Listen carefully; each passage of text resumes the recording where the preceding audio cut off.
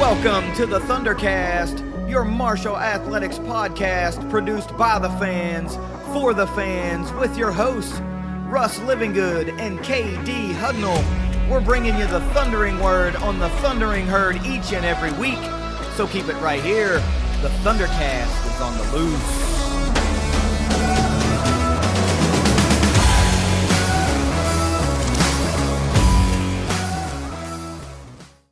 Thanks for downloading another episode of the ThunderCast. You can follow us on Twitter at ThunderCast_pod. We would appreciate it if you would follow, like, share, subscribe to the podcast on all of our social media outlets. We are really, really easy to find, and we would really appreciate it if you would text the link to our show to a fellow herd fan or 2 or 10, because we sure would like to continue growing and reach more of the herd fan base, as many of them as we possibly can, from coast to coast and around the globe. Russ, there's a lot at stake this week, and we'll get into that here in a James Madison preview for the regular season finale. It's kind of, I don't know, that game's kind of what we thought it might be here at the end of the season, but the herd ran into a almost buzzsaw up in Norfolk, Virginia. A highly motivated Old Dominion team that was seeking bowl eligibility or trying to keep pace with bowl eligibility. And, man, they gave the herd all that they wanted. I can't wait to dive into that one. So I know you got some things for me, but the very first thing I need you to do is give me a quick word from our sponsors at Leasure Oliver PLLC. If you've been hurt in a wreck, call the law firm of Leasure Oliver PLLC. Find them at 304carwreck.com. I would be lying to you if I told you that I am at 100% energy level this evening, but I am not. It has been a very, very, very long day. I worked my butt off all night long and have been up all day long, so we are getting really, really close to that 24-hour mark of being awake and kicking. But hey, the show must go on. We've got a podcast to do. The games aren't going to stop just because we're tired and it's Thanksgiving, so let's roll right into this thing and give me 5 things that every herd fan needs to know this week. Yeah, here is a true 5 things every herd fan needs to know this week. As always, brought to you by Ignite Link, the Tri-State's premier IT management team.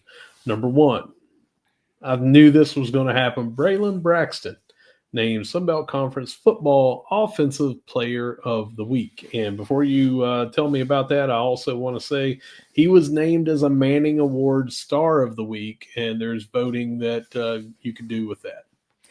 I tell you what, I think that's pretty cool, and it's really kind of wild that his stat lines, he's won Offensive Player of the Week twice this year, and his stat lines were eerily similar in both games.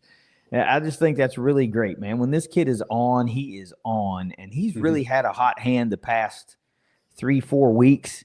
I mean, he's taken great care of the football, gotten over some early season problems in that category to really, really, man, he is just securing the hell out of the football. He's a lot more crisp with his passes. We've seen that now. You know, the herd's passing yard average, if you just go look at the stats, it's far below what we've put up over the last 3 weeks. So those numbers are trending upward and at the right time, but well deserved. I think everybody knew after this game was said and done, and they saw the final stat line that Braylon Braxton put forth, which, you know, we'll recap here in a minute, but it was almost a no-doubter.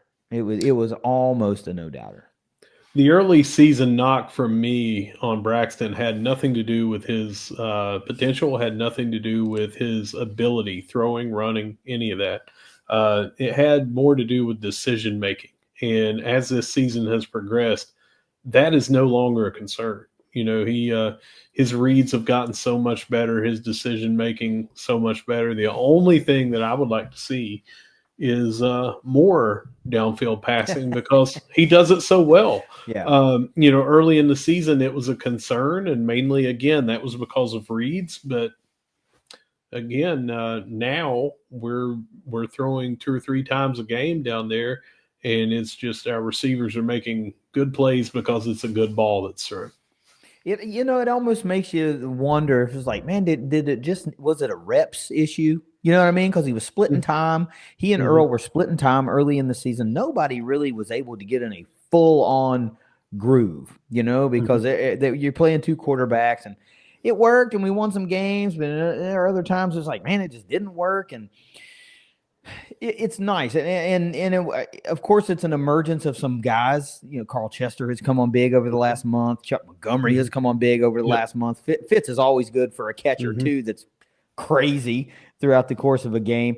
And the tight ends, Toby Payne has worked into becoming a bigger weapon like we thought he would be. So I think it's a natural progression of a number of things, but also, it's more game rep, and better decision making. And guys that were not making those catches early in the season for whatever reason, drops or whatever, they're making those catches now. So everybody's winning in this scenario. Yeah, I do think that increased reps was going to help either quarterback, but even after, when Braylon was starting earlier in the season, it still seemed like he was hesitant to throw more downfield. And maybe the play calling was trying to throw shorter routes to give him a better success at what he was good at.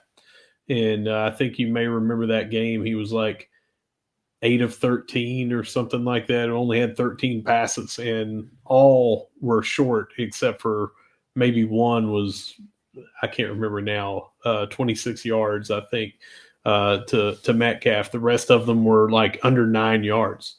And now he's throwing the ball downfield and reading those throws a lot better. So I don't know if it's increased reps or if he's just gotten more comfortable, or it's a natural expansion of one's game as a junior, that they're getting better as the years go on and as the year goes on, the season.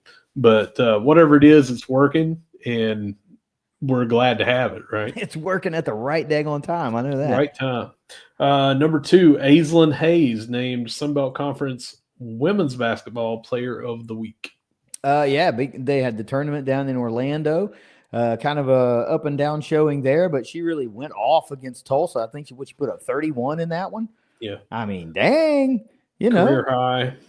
Yeah, we knew, obviously, a big piece that we were happy to be able to keep was on the fence there for a hot minute if she and a couple of her teammates that were counting on heavily this year were going to portal out, but they chose to stay. And, it's going to take a minute or two for this system of Julie folks to get implemented properly and everybody to be on the same page. But that there are a handful of players on this women's roster that on any given night can just go off. And, of course, Aislinn Hayes is one of those because she went off several times last year and just took a game over. So it's not surprising that it happened, this year. I think it's really cool that it happened kind of in a invitational thing, something that has the name Disney attached to it, always has a little bit of clout along with it. And that's pretty nice. If they could have gone down there and stolen a couple more wins, they really would have made some noise, but I'll take what happened. I'll take the way it shook out, and coming back with an SBC Player of the Week. Why would you not take that? You're trending. We're trending. Couple of key stats from that announcement from the Sun Belt: 18.5 points per game so far leads the herd, but it leads the herd because it leads the Sun Belt. 111 points through 6 games, tied for most in the league. Nice. I did not know that, but that's pretty awesome. Yep. Number 3, JJ Roberts is tied for first in all of FBS in pass breakups. We've been talking about this kind of a little bit for a number of weeks, and that I don't know why it doesn't boggle my mind because of that it's him, because we know how he plays. What it does is it boggles my mind that it's a safety is doing that, and you expect something like that to happen from a corner, and it just speaks to JJ's game and how well-rounded it is and how really good he is at so many facets of defensive football, and he's so good at defensive football. He's also a pretty damn good special teams player too, Well, let me tell you what surprises me about this a little bit, and then you'll see why it's unsurprising. But he does not have an interception yet Mm-hmm. on the year. And that's because he has, man, one game seems like he had two that were like right there. But those count, of course, as pass breakups. So, those are aiding his totals. But I would have thought, the level that he's played so far this year, that there would be one, but it's eluded him so far. So I would really like to see him get that, into the season here. But leading the nation, Mike Green's still up there on tackles for loss and yardage, sacks and yardage. He's still got those four. Not tied. He owns them outright. And J.J. Roberts is tied for first, but you have two different defensive players tied or sole possession of several different first place things. It shows you what these individuals are doing, even if the defensive stats as a team are not there. Yeah. That these individuals are coming through with these impact plays and helping, this record along at 8-3. Yeah, and I'm not going to get ahead of myself because we have a preview to do. Mm-hmm. But you're talking about where these stats and rankings are, and we always cover those in a preview. And mm-hmm.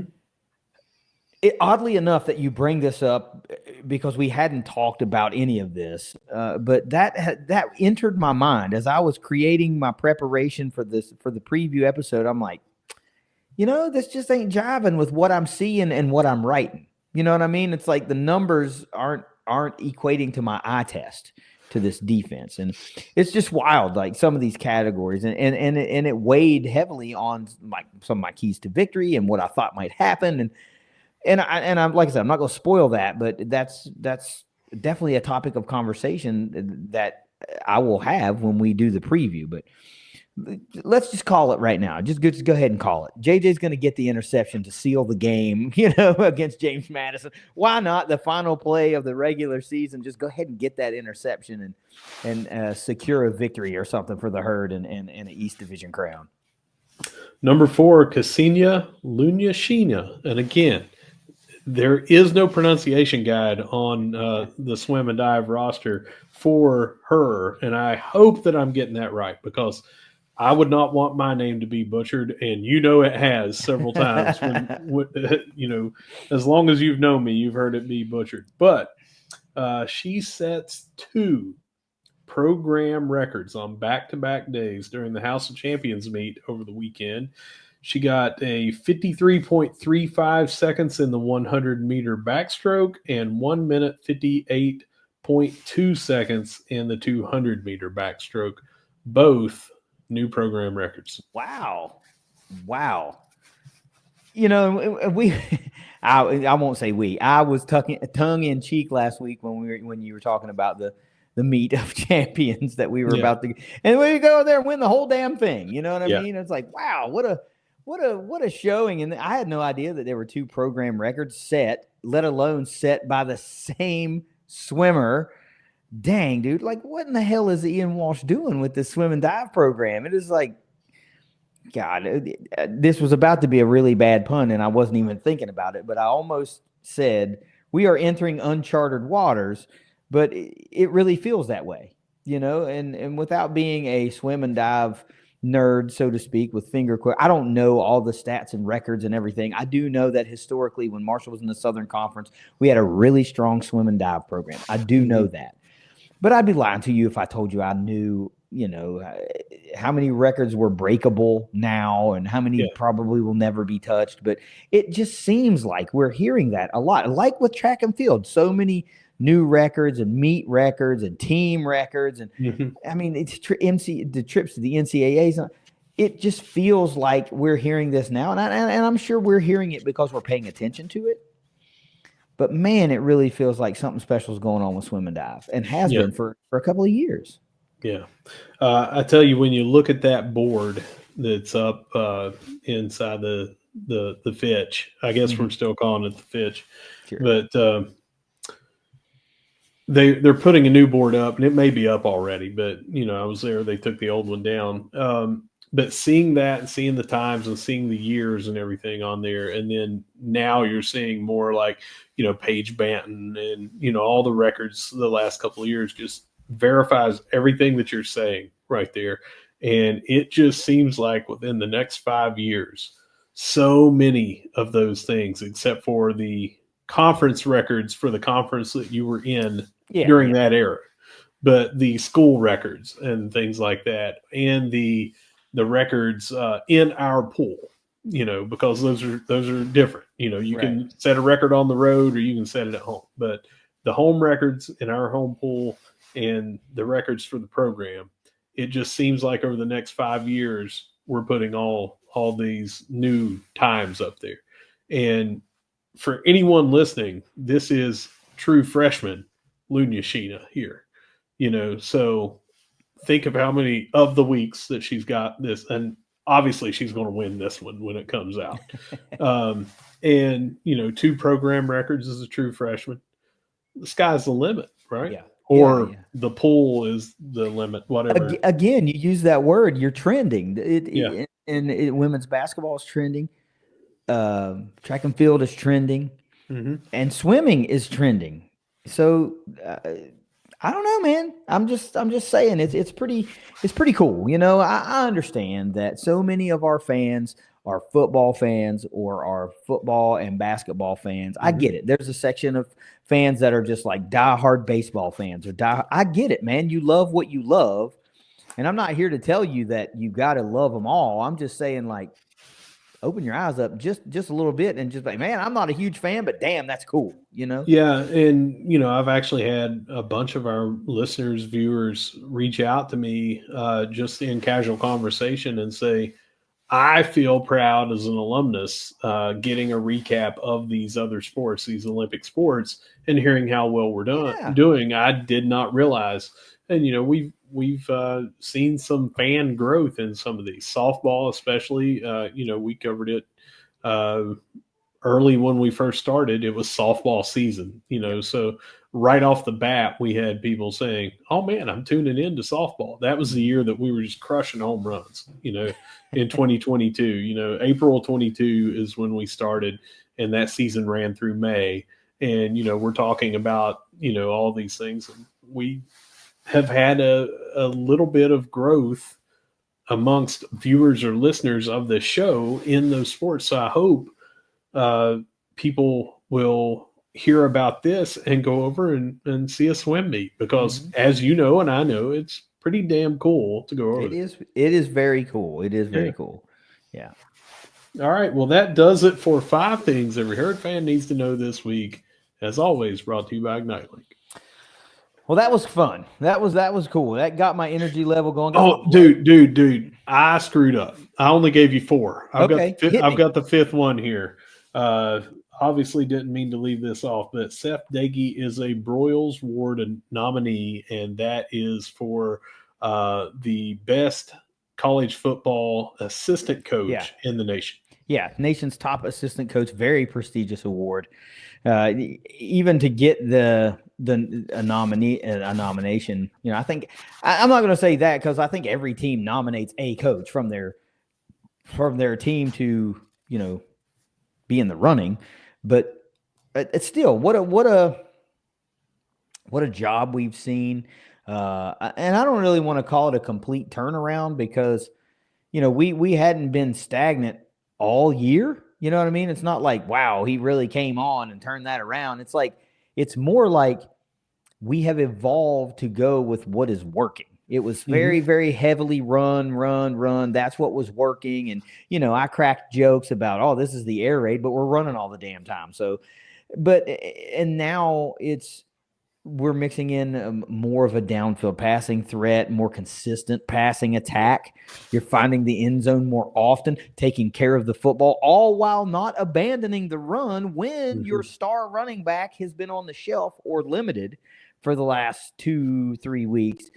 I think it does say a lot about what he's doing there, and the job that this offense has done, and the game plans that he orchestrates week in and week out. Dude, we're five straight. I mean, I tell you what's an indicator for me is all the pre-snap motion, all of the different routes, and the putting your playmakers in space to make plays. It just seems like everything about this is night and day from what we had the last couple of years. And it seems like what we had to do the last couple of years was still tailored toward our quarterback, tailored toward our running back, tailored toward our offensive line, all of that is the same this year. But it just seems so much more complex of an offense just from an eye test of seeing the motion, seeing the routes and things like that and the timing of that. But it just seems like so much has gone into elevating this offense, and now we're looking at 32-ish points a game, 31 point something. And how many straight games did we go without a touchdown last year? I think it was 3, 4, something like that. It's great to see. And I tell you, he has impressed and surpassed expectations for me. He's first-time coordinator, and he's come in and done a hell of a job. Yeah, he has done a good job because like I said, you face early in the season a 2-quarterback system. Who's the guy? And now you know who the guy is, and you've settled in on that guy. Then, right as you're figuring that out, you lose your, at the time, conference leading running back.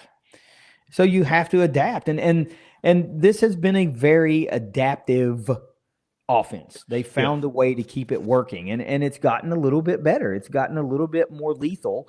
You can't just stop the run and shut Marshall down, right? Because now guys are finding the end zone with more frequency, and better decisions are being made at the quarterback position. We haven't seen an interception thrown or turnovers come to bite you. And just like we'll talk about with Old Dominion, that was the literal difference in this game, in that game. That taking care of the football is absolutely what won Marshall that football game. So congratulations to Coach Dagey. I think you're right. It's a great job, and I hope other fans realize that and aren't always just looking for a reason to say it's not great. Like it's pretty good. You score 30 points a game, you're going to win a lot of football games. Yeah. And Marshall's 8-3 right now. We predicted them to only win 8 games, and it's on the table right now to win 9 regular season games. So they could surpass what we both thought they could do. Mm-hmm. That actually is the 5 things now. 4 earlier, 5 now. But thanks to Ignite Link, as always. Yeah, so again, my blood is still pumping now. You've worked me through this kind of energy lull that I had. I was running on fumes, and I'm catching my second wind here, and I'm ready to talk about a football game. And admittedly, I will tell everybody this, I was working and I was out of town. I didn't get to see any of this game. The only things that I have seen of it are like replay highlights of the games. Like I saw the touchdown to Fitz, and I saw the go ahead or the game winning touchdown by Ethan Payne. So, but very few plays that I get to see. But anyway, it was a 42-35 win for the Herd. Like I said, man, I woke up and saw the stat line. I was like, man, this one looked like a hard fought one. And apparently it was. So the Herd is 8-3 now, 6-1 in conference, in the driver's seat for an SBC East Division championship with a win over James Madison, which we'll preview later. But this one was wild. If you look at those indicators, Russ, boy, oh boy, you would swear the Herd lost this game. Total yards, time of possession, first downs, third downs, and penalties all swept by Old Dominion. The lone stat that Marshall won was the turnover battle. Marshall allowed 513 yards to this Old Dominion offense, but they did rack up 469. Time of possession, 33:56 for Old Dominion, 26:04 for the Herd, 24 first downs for Old Dominion to Marshall's 21. Old Dominion, 9 of 16 on third downs. Herd just 4 of 12. Penalties, just 3 penalties for 20 yards for Old Dominion. Marshall has 4, but for 5 fewer yards.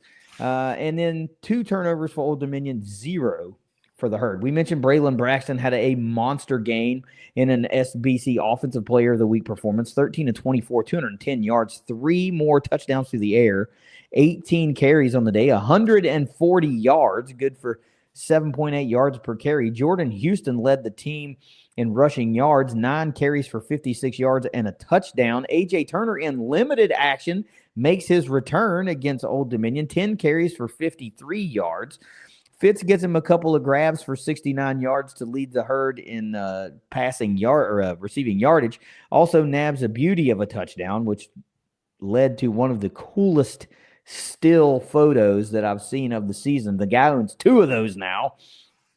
Carl Chester gets 3 receptions for 60 yards and a touchdown. He's a long of 37. Chuck Montgomery gets in the end zone yet again. 2 receptions, 32 yards, a long of 22. Defensively, it was Jaden Yates playing out of his mind again. 13 total tackles, 5 solo. Landon Watson gets 9 and 1 solo. JJ gets 8 tackles, 5 solo, and another pass defended. Shocker. Mike Green, maybe his quietest game of the year. 5 total tackles, 3 of those solo, and that's it. Did not notch a tackle for loss, and of course, did not notch a sack. Impact plays were pretty sparse for Marshall. Just 1 sack came from D.B. Harris, 3 tackles for loss, 2 passes defended, and Josh Moten gets an interception for the second consecutive game. I believe it was on consecutive pass plays, but just across 2 games. He closed out last week's game with an INT, and then started this week's game with an INT, so that's pretty cool. Reese Verhoff back in action for the Herd, 2 of 2 on field goals with a long of 43, 4 of 4 on extra points. Alec Clark had 6 punts on the day for a 39.3-yard average, landed 1 inside the 20, and Ian Foster again, good Lord, 3 kickoffs on the day, 118 total yards, 39.3-yard kick return average, and another long of 50-plus yards. This time 55 yards. Russ, a lot of individual awesomeness, but boy, oh boy, if it hadn't have been for those turnovers, Marshall might not have been able to escape Norfolk. But they did, and that's all that freaking matters. So let's move into your grades and get your discussion on Braylon Braxton and his quarterbacking grade. Well, I've got 2 minor little things here. One is looking at this. You said 469 yards. And is that wrong? No, It's not. But shockingly, I had, my memory. Yeah. I was like, we had 471. So what it is, I went and looked because I tweeted out something earlier and it had a screenshot of that. They have somehow taken 2 yards off of our rushing total, which changed and I was like, that can't be right.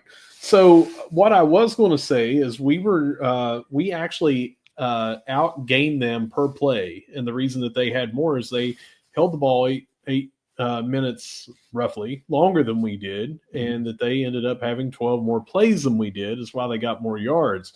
We actually had 8.8 yards per pass attempt when they had 7.3, even though they had more passing yards than us. And even though they had more rushing yards than us, I was going to say we outrushed them 6.4 to 6.2, but now it's dead even at 6.2 because they've taken those 2 yards away.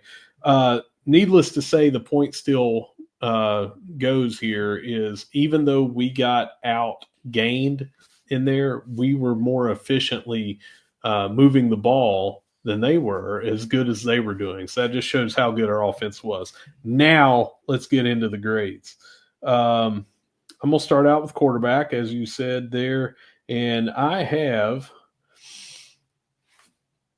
A+. I was just wondering if you were letting going the drama build. I was just wondering if you were going to question. Now, we had probably 3 drops. I don't know about the ball placement on these, but 2 of them at least were drops that were catchable balls right there. I think all 3 were catchable, but 2 were pretty wide open. So we could have had even more yardage, even more percentage, and possibly even a touchdown here for Mr. Braxton. But no turnovers, moving the ball down, getting 42 points against this defense, and throwing those deep balls. A+ all around, man. Probably the best game, even better in my opinion than the amazing day that he had against App State earlier in the season. All right. Well, I mean, it's hard to argue with A+. I mean, the guy did turn in as another monster performance, and the conference thought so as well. So I can't help but agree. So what do you got overall for this offense? You mentioned you put up 42 points. You do go over 450 yards, but still, you're outpaced just about everywhere except for the scoreboard. And that's really all that matters. Yeah, I've got an A for that. The drops are a little bit of a ding instead of getting them an A+. And we did have Logan Osborne went out early in this game, and Eric Meeks came in, and there was a miscommunication of a snap. Now, we, on that play, got the fumble back from the snap was before the signal was called. But because it was before that, there was a false start, and it kind of nullified it anyway, even if we wouldn't have recovered it. But minor nitpicks to keep them from getting an A+. Really, really, really solid game. Well, I'll tell you what is probably the most telling thing to me from a guy that didn't get to watch the game is that you go down, or you don't go down, you're tied 35 all late in the fourth, and you march on an 11-play, 75-yard drive to take the lead, right? And on the road, you do that, mind you. Late in the game, you have to have it, or, you don't know how it plays out. And you march 75 yards on 11 plays and take almost 4.5 minutes off of the clock in doing so. That's got to give you a nice confidence boost as an offense, right? Late in the game on the road, everybody's talking about, oh, Marshall can't win on the road, oh, Huff can't win on the road. And what do? You go into Norfolk, Virginia, and a team that really, really had to have that game to try to keep pace to be bowl eligible. They had everything going. They had everything to play for in that one, and they wanted to play a little spoiler, and they weren't able to get it done. And again, we're talking here about a lot of different times. You talked about how they put up 513 yards and they did this and that. And we've seen that all over social media about how good their offense did against us. And again, play to play, we outperformed them. 12 plays fewer, and we're still more yards per play. If we had that many, we would probably be up around the 530 some yards, maybe a little bit more than that, 550. So, I mean, just an amazing day. We just didn't have the ball as much as they did. Yeah. All right. So what about the defense? Since we're kind of cheese grading them a little bit, but also not, because it's you just can't go, they gave up 500 plus yards. Yeah. You can't really do that. So It's a mixed bag. What do you got for the defense? It's a D. And this is, again, I want to stress, this was a great offense that we played.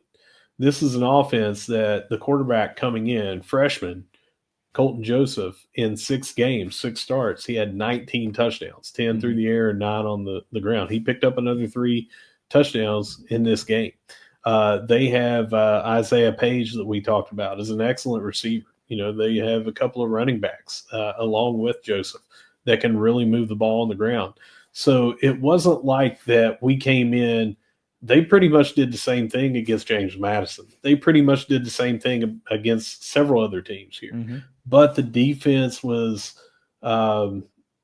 slow at times to the spot. Sometimes it was a bad angle on there, and it just giving up 5 touchdowns.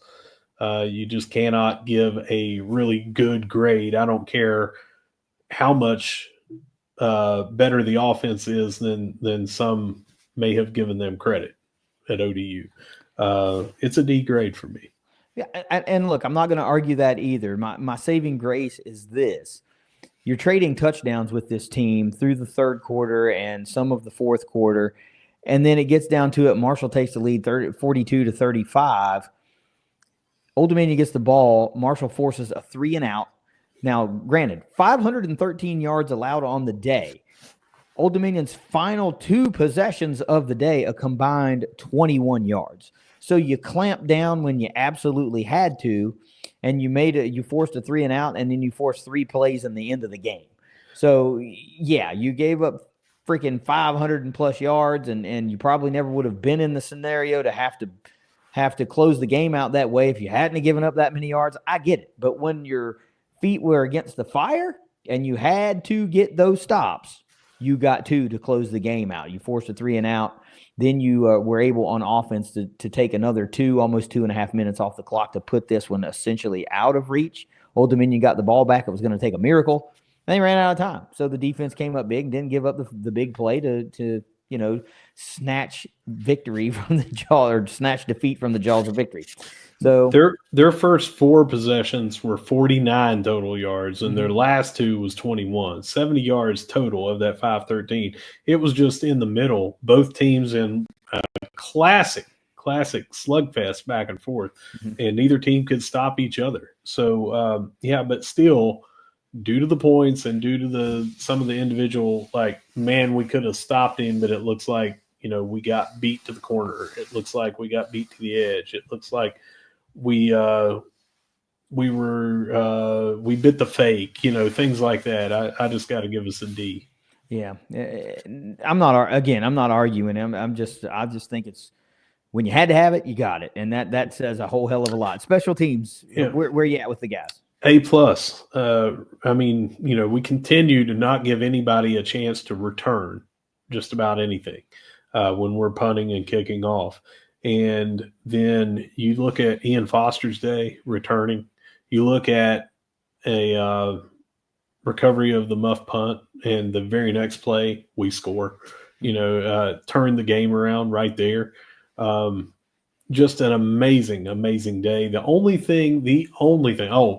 Perfect from field goals, perfect on extra points, 2-point conversion. It's just the only thing is, I believe we were just under 40 points average on the punts, but who cares when you're talking about these other things? Yeah, and again, Ian Foster again. I know you mentioned him, but damn, dude, how many weeks in a row is this now? And I mean in a row, not all season, because he's been doing it all freaking year. But how many weeks in a row has he come through huge on the kickoff return team? What a weapon this kid is, man. What a freaking weapon. He's coming up big on defense, too. He had another very good game on defense. What about this coaching grade this week? A-, and really it's only, the knock on the defense of, could you stop the bleeding a little bit? But, again, this is a great offensive team. But going for 2 and the play call for going for 2, having us down here again, this is a must-win game. It's on the road. We'd had struggles until the Southern Miss game, and no knock on Southern Miss, but they are extremely down this year. So picking up that win, not very impressive on the road, no matter how we did it, 37-3. It just was not impressive to a lot of people.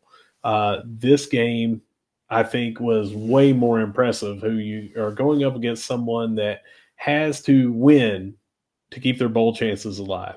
You're going up against someone on the road. You're going up against a high-powered offense that has just been putting up yards and points against anybody they played since moving over to Colton Joseph. I think that this was a game that we just were prepared for. We jumped out to a 10-0 lead, and even when it got hairy going back and forth, we never let the game get out of control. It was more of them going up by a point, or them, going up by less than a touchdown, and then us just coming right back and answering. So, it's the defense is the only glaring spot here where you could critique anything of, could we have done something to, stop that bleeding? But sometimes games just go like that, man. Yeah, and this was one of those games, right? You were literally standing in there taking punches from each other. I mean, it was the biggest blow was going to win the game. And how many times have you seen a herd team get in a battle like that and not be able to keep pace? They just get punched and punched again and punched again, and next thing you know, shit, Huff and this coaching staff has this team thinking that they can beat anybody and that they're in any game. And it takes teams to know that, to trust in themselves and believe in themselves so that they don't fold in these tight, tough spots.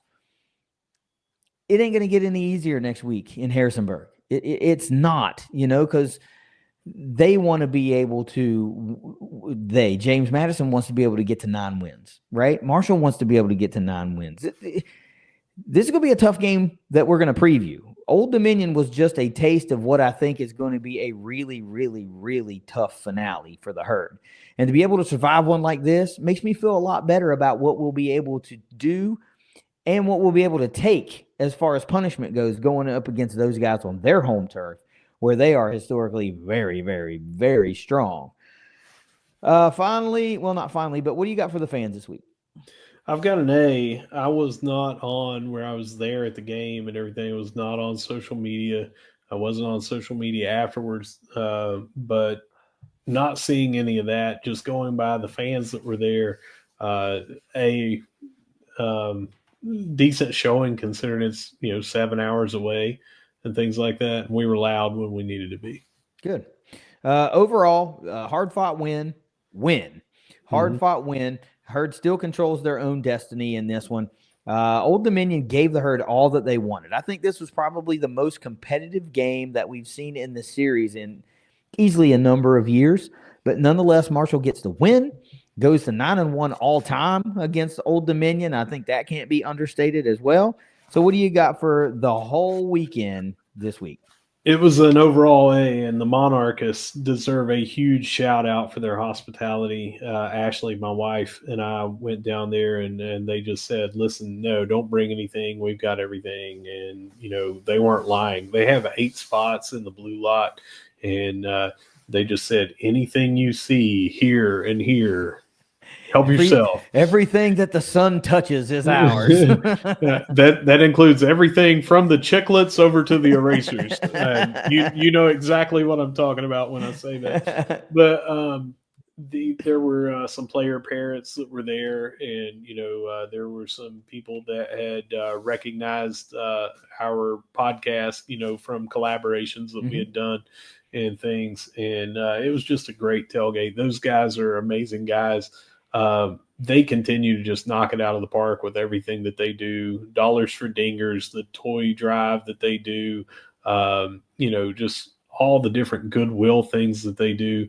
They're highly involved with their NIL collective down there, and they roll out the Hudson Blue carpet for you when you come to their tailgate. Yeah. And it wasn't just me. Some other Herd fans, some that are friends of the podcast came along to the tailgate, and then some other fans that actually live closer down there in Virginia Beach saw us over there and just made their way over, and they just said, hey, welcome. So very, very welcoming tailgate, and it was a great time. Yeah, I gotta give some props to those guys too for not what you said, because while I believe you, I didn't experience that. But I'll tell you what I like about those guys is that they are able to rally support amongst their fan base for the causes in which they champion. And I think that is killer, man, because you can want to do all the good in the world, but you can't do it alone. And the Old Dominion fan base really rallies around what those guys are trying to do and gets behind all the good that they're trying to do. And I think that is just freaking awesome. I'm not tossing shade at the Herd fan base, by the way. I am not doing that. I just think it's great that they can rally some support, because that's hard. That's really hard to do. And here's what's different about that for anyone that doesn't realize it. They just started football in 2009, and they have not had consistent winning seasons over the past several years. So to continue to be able to do that is why we're giving them so much props. Yeah. Their fan base is a good fan base, and the podcast is an amazing podcast of what they're doing down there. All right. So who's your offensive MVP this week? Braylon Braxton. Shocker. All right, let's go defensive side of the ball. Who you got? Jaden Yates. And even though he was one of the ones I was talking about that had gotten beat to the edge a couple of times, again, 13 tackles, 5 solo. He just continues to rack it up. He's a tackling machine. He's in on every play. And if people do not realize, we're talking about a 19, if I'm not mistaken, still 19-year-old young man out there that's racking up all these tackles. And I believe that put him over 100 on the year. Wow. I don't know. I think. I'd have to look that up real quick, but I could. I can do that as well. That's all right. I'm gonna keep feeding you questions because we got to move along. Who's your special team MVP this week? It's Ian Foster. It's for everything that we had said there, but flipping the field when we need it. When was he getting these kickoff returns? It was after they scored. They didn't have a field goal, so this is after a touchdown, and he basically said, well, let's get us an easier touchdown. Let's not have to drive 92 yards. Right at 100 tackles, Mr. Jaden Yates on the season. 100. Go ahead. Yeah, I was gonna say, according to the Sun Belt stats page, he's got 104 on the season, leading the Sun Belt, the only player in the entire conference that has over 100 total tackles. So ESPN has him as 100 exactly. So they've taken 2 rushing yards and 4 tackles from us. Power 4 bias, by God. Yeah. We're going to go with our own conference page on this one for our conference leaders. Okay. We can go around the herd real quick, or we can address something that's out there. I'm going to give you I'm going to defer to you. Let's go around the herd, and then we'll talk about that. Okay. We're going to start off in the pool like we did earlier, swim and dive. They destroyed the other 12 teams at the House of Champions meet. They scored 1,400 some odd points to next place was 1,200 some. Not close. And then after that, it fell off a lot. So they had 9 overall first place individual and team finishes and plenty of top 3 finishes. And they even had the first, second, and third place finishes in the 200-meter butterfly. So they were just killing it. Just about everything was top 5. Amazing meet for swim and dive. You can find out all of the individual things there. It's just so many different wins that we can't go through all of them. But get over to Herd Zone and you can look up everything about that 3-day meet. It was a great one. And as we mentioned earlier, 2 new program records in back-to-back days. Mm-hmm. Softball, they are having their first pitch dinner Friday, January the 31st at 6 p.m. I was able to go to that last year. We sponsored a table or co-sponsored a table, and that is a great time, and it's a huge fundraiser for the program. So I highly, highly suggest you mark that on your calendars, and if you can go to that, do so. They have a silent auction there for some very cool different items, but that is a great, great fundraiser for them before the season starts. Again, Friday, January 31st at 6 p.m., and I'm just going to assume it's at Guyan yet again. Women's basketball, they lost to Penn State 74-59 on Thursday, and in that game, they didn't do bad, just fell to a really good team. They created a program record or something, 20 turnovers in that game. Yeah, I mean, just giving it to them all they could, but they had a 6'6" player. I watched a little bit of this game at Davis's place. I tried to go down for the coaches show for the first time this year, and they had a 6'6" center at Penn State. How are you going to defend that? And man, this was a specimen of a player. It wasn't just tall and lanky 6'6". She was by far a force. So anyway, they come back 2 days later on Saturday and they beat Tulsa 84-80. Great back and forth game there. And let's see, they host Salem on Sunday at 1 p.m. So if you're in town and you're not going to be at the soccer match, that's where you need to be. I heard that completely differently, right? I know what you're saying now. You're saying if you're not at the soccer match, you need to be at the cam. Mm-hmm. But what I heard was if you're not at the soccer match, like pause, wait, that's where you need to be. Is that no. No, I mean, I just know that there's going to be a lot of people that can't go to the basketball game because we're talking about NCAA tournament game. Yeah. For soccer. But if you can go, the ladies would love to have you in the cam there and give them a good home court advantage. Men's basketball, they lost at number 6 Purdue 80-45, but then they bounced back tonight earlier, beat South Carolina State 82-53, led by Michael Dawson in that game, had 18 points. Don't know if you saw the ridiculous alley-oop I did not, but I saw something. Will Moore, man, that was great. And also double-double by Mr. Double-Double. Nate Martin had 10 points and 17 rebounds. So good bounce-back game. And as you know, they travel to Western Kentucky Saturday at 8 p.m. Eastern Standard Time is when they will be playing down there. Yeah, before you move on to the next thing, I got to say real quick that our buddy, friend of the show, Stephen Moffitt, who is the host of the Topper Talk podcast, he hollered back at me, and a buddy, another mutual friend of the show, Trace Johnson. Together, the three of us used to do the Moonshine Throwdown podcast before the ThunderCast existed. And yes, the story is well told. Once with the split of the conferences and Marshall to the Sun Belt, that kind of went away. And Stephen was like, man, can we get the band back together? I'm like, sure, man, let's do it. So earlier this afternoon, we linked up and we did basically a Moonshine Throwdown type podcast on his platform. We talked about the game. We talked about a number of things. And if you guys are intrigued, go over to YouTube and find the Topper Talk podcast. You can't miss it. It's got the nice big red freaking logo. And you can get all the info and analysis you want on what the tops are looking like and who the herd needs to be concerned with in that one, because this is going to be a fun game. I think a lot of folks care about it. So if you want a little extra insight on that one, go to the Topper Talk podcast and listen to me and Trace yammer on about the herd. All right, and finally, we're going to talk about men's soccer and around the herd, and they beat Furman 4-0. Some highlights there. I mean, that bicycle kick was crazy. I never saw if it made Sports Center top 10, but it should have. I don't know. Yeah. And then that we scored, I think, 3 times in a matter of 4 minutes or something. Yeah, I thought it was like 2 minutes, but it might have been. But anyway, a flurry of goals there, and we raced to a 4-0 defeat of Furman.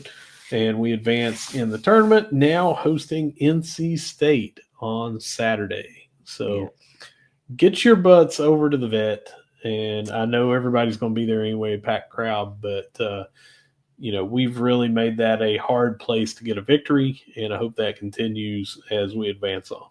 Yeah, of note, along with that whole tournament, number one, I know there is a whole era of fans that just loves to beat Furman at anything. So sure. I know that kind of felt good for them. And also, we are the top dog left standing in the SBC. So let that sleeping dog lie.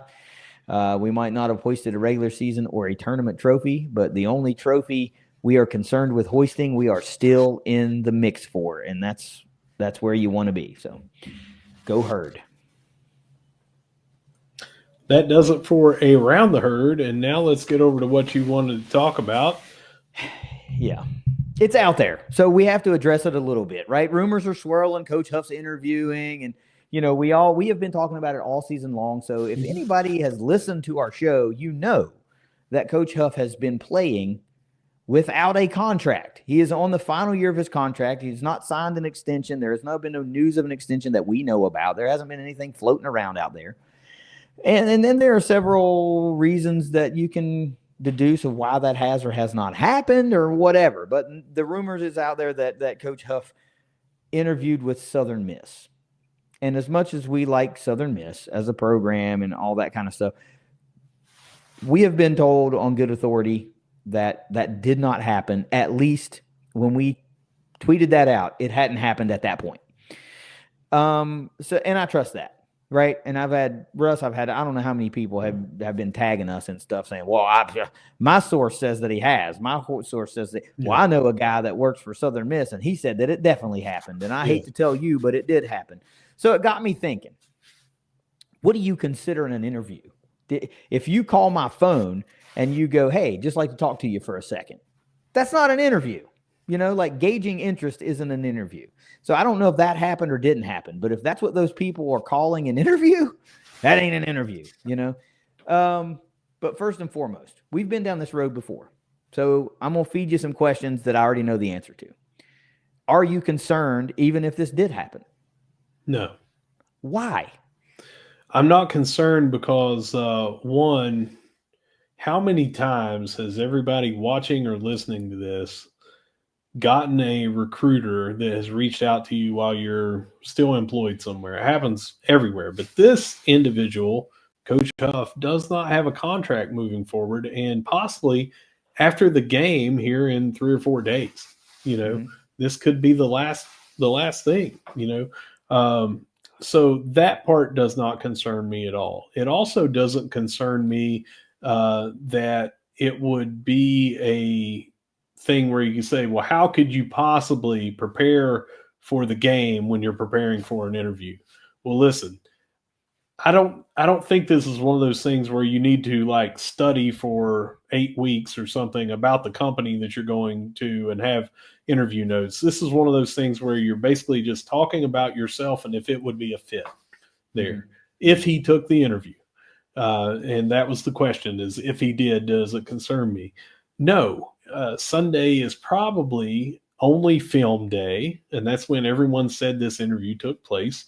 And you can take a 1 to 3 hour interview and still have plenty of hours in the day to do all the film and prep that you need to do on what is basically an off day, non-practice day. Mm-hmm. So that part doesn't concern me.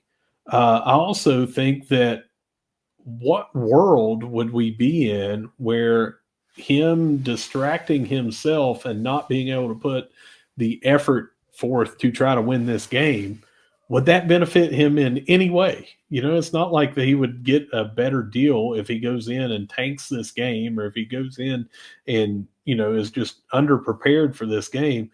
That doesn't concern me, because everybody that is playing in this game on both sides of the ball wants to win this game. That goes for the coaches for JMU. They have they can't win the conference from this. They want to win this game 100%. So does every single coach and every single player on Marshall's side of the football. And so that doesn't concern me. None of this concerns me if he took the interview. Now, I've had 75 people say, I know for a fact that he took the interview. Well, they weren't at the table because they didn't say so. And it all boils down to, I know a guy. Well, I know a guy that knows a guy. And a lot of the stuff has come from a message board. And it's taking someone's word, sometimes anonymous, that person knows what he's talking about.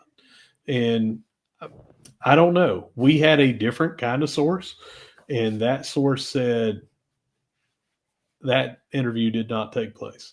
Right. So, yeah. So either way, I don't care. You're right. Because we've been down this road before. Yeah. We know he's interviewed. He said on our show. That I will take those interviews because I feel like to a certain degree, it's my responsibility to take those interviews for minority type candidates. Yes. Yeah.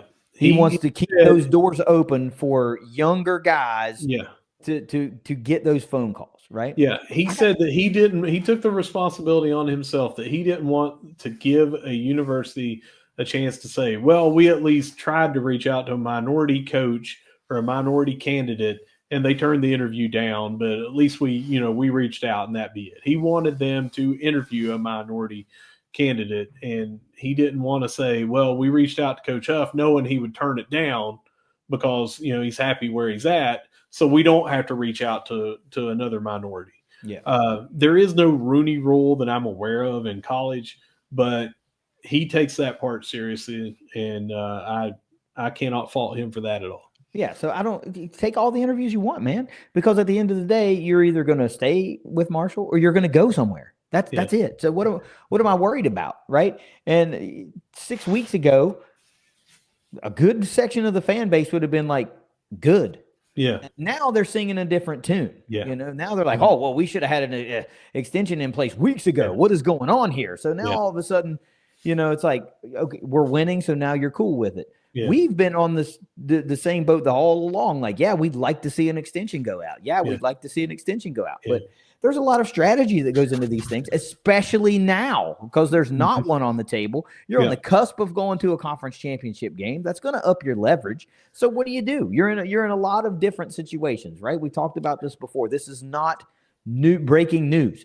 Christian Spears didn't hire Coach Huff. He inherited Coach Huff. Now, they work together wonderfully. And I'm not saying there's a smoke and fire thing there. I'm just saying he didn't hire the guy, right? So he's in this precarious situation. The guy's winning. You know, you want to keep a winning football coach because it's hard to find winning football coaches. But again, if I'm an athletic director, the one freaking coach I definitely want to hire at my university is a football coach. That's the marquee hire.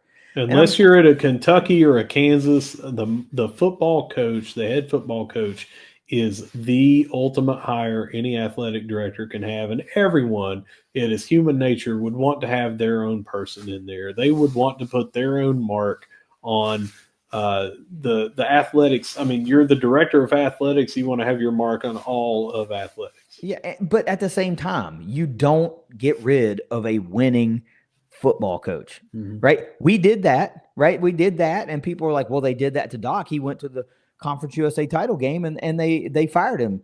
Well, there was more to that because it was a athletic director change. It was a regime change. It was a whole lot of change. It wasn't just and also too that there was a pattern there of starting off really well. I mean, we know how we did in the 2020 season, starting off 7-0.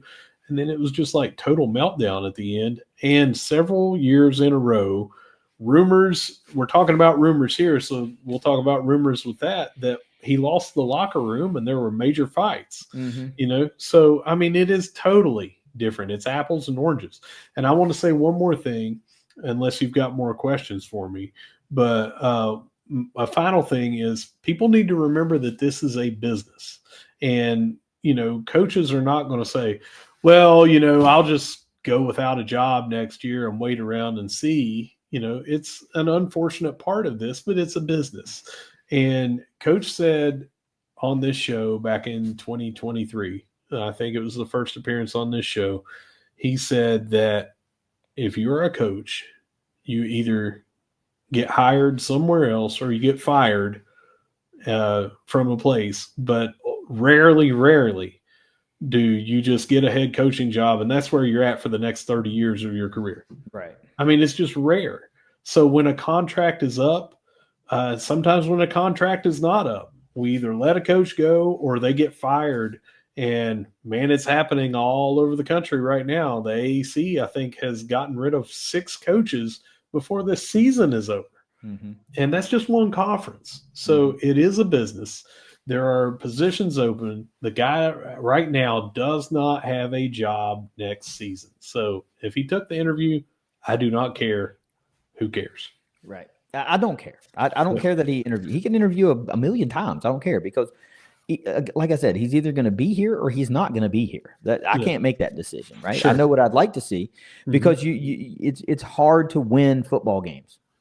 And we might start slower, but damn, dude, you're playing Ohio State, you're playing Notre Dame, you're playing Georgia, you're playing tougher teams. And we've seen Huff go undefeated in November before. We're on the cusp of doing that again. You get a win on Saturday, you're undefeated in November 2 out of the last 3 years. Yeah. You just went undefeated at home for the first time in God knows how long. Like there's a lot of things of these late seasons that are not collapses. It's like the herd is getting better. And that's where you want to see improvement is through the end of the year, man. Pick 5 of your best players on offense. Pick 5 of your best players on defense and tell me how they came here. Most came here from Charles Huff through the portal. And I've seen a lot of people saying, well, if we got rid of Huff, well, a lot of those players are going to go with him. Damn near all of them are going to go. A lot of them, a lot of your favorites and a lot of your people that you say, well, we'll be better and we'll get so-and-so in here. It's going to be an absolute total rebuild for whoever starts over here. And if we don't have Coach Huff, It's going to be a total rebuild. And also, too, you cannot deny and say, well, we would have been better off without Coach Huff, because everyone that you're saying, like, wow, we have them, they probably wouldn't be here if it wasn't for that. Mike Green's not here. Yeah, right? Mike Green is not here. J.J. Roberts is not here. You can just go down by the list and talk about all these different players. And, you brought in Kalen Labert, and how well did that turn out? And, the receiving core that we're talking about, Braylon Braxton, that everyone loves. It's just name after name after name after name that in this era of NIL and the transfer portal, it's not your dad's NCAA football. It's not your older brother's NCAA football. It's not even Bob Pruitt's 1990s college football. It doesn't work the same way, man. It just doesn't work the same way anymore. As much as we would love it to work that way, it does not.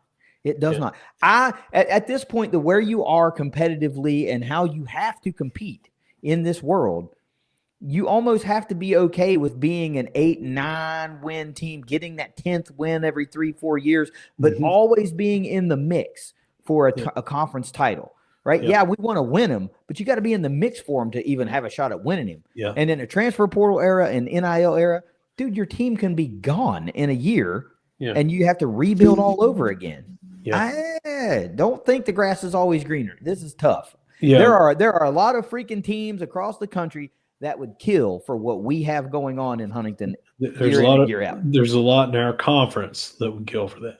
Yeah. And I don't know, how many of our listeners and viewers talk to teams within our conference, but we talk to a lot. A lot is, other podcasts and things like that. But other fans of their podcasts reach out to us and talk to us. And a lot of them hold Marshall as like the highest regard and the goal that they would like to see their team get to. Mm-hmm. But we are kind of spoiled from the success that we had. And that's not a knock on anybody. It's just kind of natural. I think James Madison is going through that right now. They're where we are back in the MAC days without the, they couldn't compete for the conference the way we could immediately. They can thank us for that. But the feeling that I get talking to them is their expectations are so high. And I don't want them, because, nothing's to say they are going to eventually have the same, letdown season every now and then. But they are not happy with where they're at right now, because they had a chance to this year compete for the conference championship and they're not in it. Mm-hmm. So, you see it on Twitter all the time. They're saying, we're not happy with this, and that's they're 8-3. Yeah. And that's one team. Yeah. App State's another one. They're used to winning and winning a lot. And now they're like, look at us. We're horrible. To them, 6 wins is terrible, you know, but in reality, you're in an NIL portal era. Your best players aren't just going to stay just because. They view App State like we view Marshall. We love it here. We don't think there's a better place on earth. And why would anybody else want to leave and not play ball here? Well, that's the way they see things. And now you find out really quick, like, damn, they don't always just want to stay here. And it's hard to win. So before you run a guy out of town that's bringing wins to your program, I don't know, man. The grass ain't always greener. Just saying. But, Russ, if you got anything else, let me have it. Otherwise, we got to get out of here. Yeah, let's say that no matter where you see us, we're going to be saying "Go Herd," and we'll just get right out of here. Let's get right the hell out of here. Yeah. It's the ThunderCast. We'll see you in a couple of days for a James Madison preview with the SBC East on the line for the Herd. It's the ThunderCast. Later.